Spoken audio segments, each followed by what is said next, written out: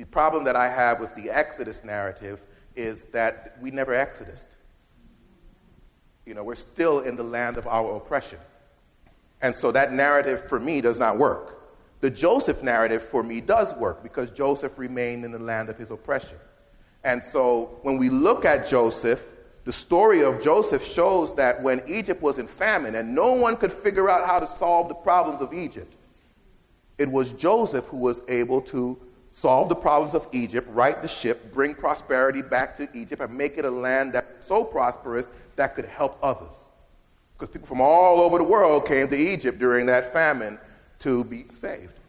And so if we follow that narrative to its conclusion, and if I base the theology of that on that narrative, then that also means that we as black people have a particular responsibility to make America great again.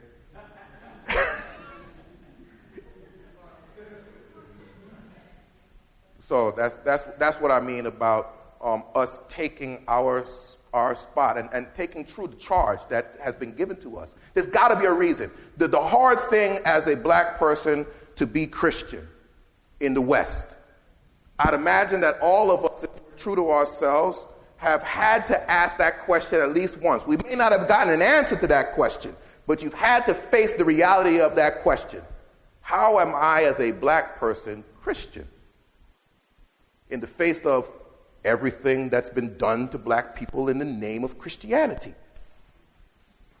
And so in searching for an answer, that's where I found an answer that helps me to embrace Christianity fully.